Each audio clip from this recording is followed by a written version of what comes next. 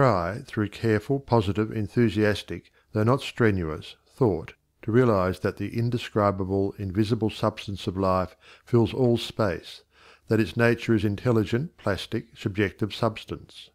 5 o'clock in the morning is the best time to go into this sort of meditation. If you will retire early every night for 1 month, before falling asleep impress firmly upon your subjective mind the affirmation, "My Father is the ruler of all the world, and is expressing his directing power through me," you will find that the substance of life takes form in the moulds of your thoughts. Do not accept the above suggestion simply because it is given to you. Think it over carefully until the impression is made upon your own subconscious mind understandingly. Rise every morning, as was suggested before, at 5 o'clock.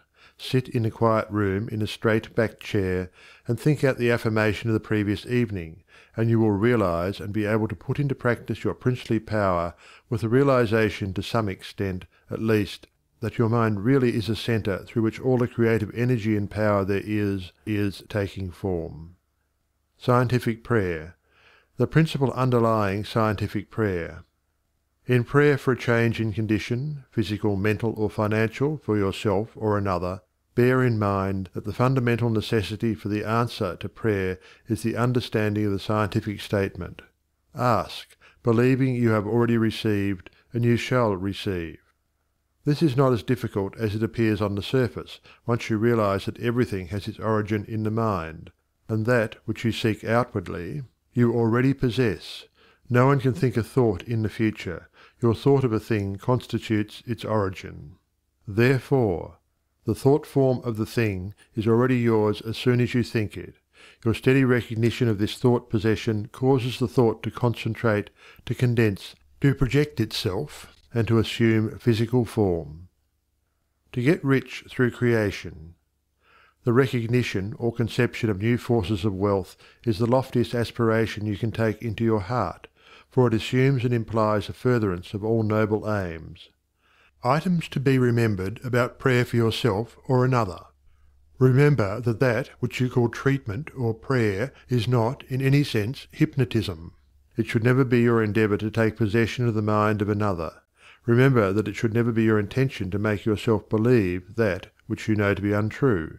You are simply thinking into God or First Cause with the understanding that, if a thing is true at all, there is a way in which it is true throughout the universe. Remember that the power of thought works by absolutely scientific principles. These principles are expressed in the language of the statement, "As a man thinketh in his heart, so is he." This statement contains a world of wisdom, but man's steady recognition and careful application of the statement itself is required to bring it into practical use. Remember that the principles involved in being as we think in our heart are elucidated and revealed by the law, "As you sow, you shall reap." Remember that your freedom to choose just what you will think, just what thought possession you will affirm and claim, constitutes God's gift to you. It shows how First Cause has endowed every man with the power and ability to bring into his personal environment whatever he chooses, cause and effect in reference to getting. If you plant an acorn, you get an oak. If you sow a grain of corn, you reap a stalk and many kernels of corn. You always get the manifestation of that which you consciously or unconsciously affirm and claim, habitually declare and expect, or in other words, as you sow. Therefore sow the seeds of "I am," "I ought," "I can," "I will realize," that because you are, you ought, that because you ought, you can, that because you can, you do. The manifestation of this truth, even in a small degree, gives you the indisputable understanding that dominion is your charter right. You are an heir of First Cause, endowed with all the power he has. God has given you everything. All is yours, and you know that all you have to do is to reach out your mental hand and take it. This formula may serve as a pattern to shape your own prayer or affirmation into God for the benefit of another or yourself. If, for another, you speak the Christian name of the person you wish to help, then dismiss their personality entirely from your consciousness.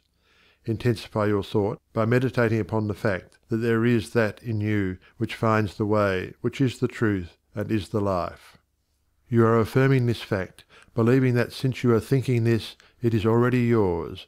Having lifted up your feelings to the central idea of this meditation, you examine your own consciousness to see if there is aught which is unlike God. If there is any feeling of worry, fear, malice, envy, hatred, or jealousy, turn back in your meditation to cleanse your thought through the affirmation that God's love and purity fill all space, including your heart and soul. Reconcile your thought with the love of God, always remembering that you are made in the image and likeness of love. Keep this cleansing thought in mind until you feel you have freed your consciousness entirely of all thoughts and feelings other than love and unity with all humanity.